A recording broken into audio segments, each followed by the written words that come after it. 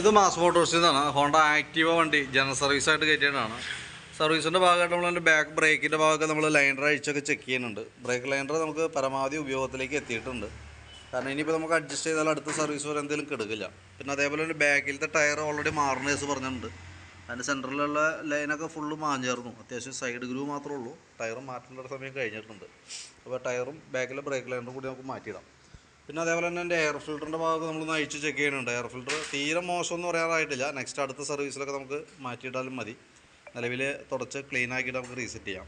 ക്ലച്ചിൻ്റെ ഭാഗത്ത് നമ്മൾ അഴിച്ച് ചെക്ക് ചെയ്തു. പറയത്തക്ക ഓയിൽ ലീക്കേജോ കാര്യങ്ങളൊന്നുമില്ല. ബെൽറ്റിൻ്റെ കണ്ടീഷനായാലും കമ്പനി ബെൽറ്റ് തന്നെ കിടക്കുന്നത്. നിലവിൽ പൊട്ടലോ കാര്യങ്ങളൊന്നുമില്ല. പുതിയ ബെൽറ്റാണ്. Variator body boss drive roller അടങ്ങുന്ന യൂണിറ്റാണ്. അത് നോർമൽ സാധാരണ രീതിയിലുള്ള തേമാനമുള്ളൂ. കംപ്ലൈൻറ്റ് എന്ന് പറയാവുന്നതൊന്നും ആയിട്ടില്ല. ബെൻഡെക്സിൻ്റെ ആയാലും വർക്കിംഗ് ഒക്കെ ഓക്കെയാണ്. വലിയ പ്രോബ്ലം ഒന്നുമില്ല. ക്ലച്ച് യൂണിറ്റ്, ക്ലച്ച് ഷൂ അടക്കം വരുന്ന പുള്ളി യൂണിറ്റാണത്. അതും അതിൻ്റെ പെർഫോമൻസും വർക്കിംഗ് ഒക്കെ ചെക്ക് ചെയ്യുമ്പോഴും ഓക്കെ, നോ പ്രോബ്ലം. വേറെ കംപ്ലൈൻ്റ് ആയിട്ടൊന്നുമില്ല.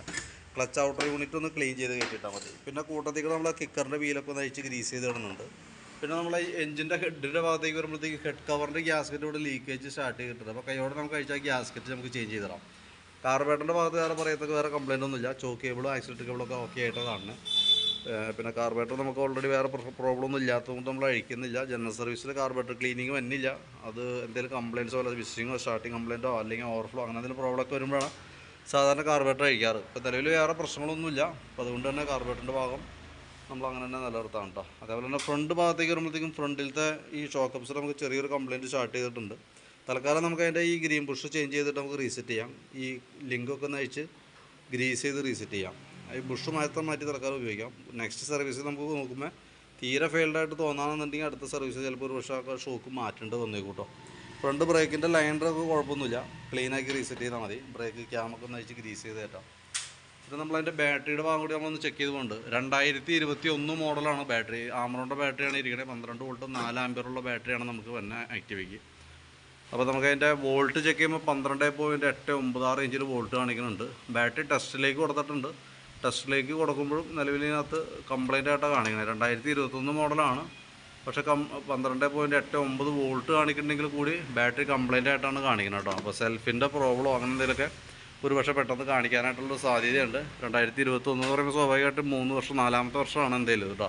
ബാറ്ററിയുടെ ഒരു ലൈഫ് മാക്സിമത്തിലേക്ക് ആയിട്ടുണ്ട്. പിന്നെ അതേപോലെ തന്നെ നമുക്ക് അതിൻ്റെ സ്പാർക്ക് പ്ലഗിൻ്റെ ഭാഗം നമ്മളൊന്ന് അഴിച്ച് ക്ലീൻ ചെയ്യാനുണ്ട്. പ്ലഗും എയർ ഫിൽറ്ററും കൂടി ഒരുമിച്ച് മാറ്റിയതാണ്.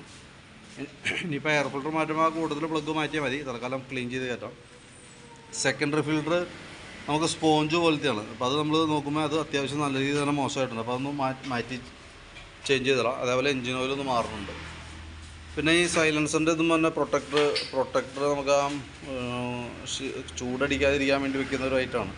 അതും ഓൾറെഡി പൊട്ടിയിരിക്കണം. അപ്പോൾ അതും കൂടി കൂട്ടത്തിലൊന്ന് മാറ്റിയിടാം കേട്ടോ. അത് ഈ ഫൈബർ ടൈപ്പാണ്.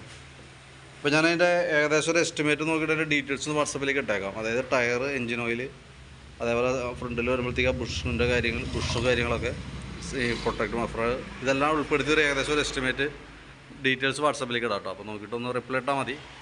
എന്തായാലും നമുക്കൊരു 5:30-6 മണിയൊക്കെ ആവും കംപ്ലീറ്റ് ആകുമ്പോഴത്തേക്ക് കേട്ടോ. ഏകദേശം 4 ഒരു 6 മണി 6:30 ആവും എന്തെങ്കിലും തീരുമേ. നോക്കിയിട്ട് വിളിച്ചോളാം എന്തായാലും കേട്ടോ.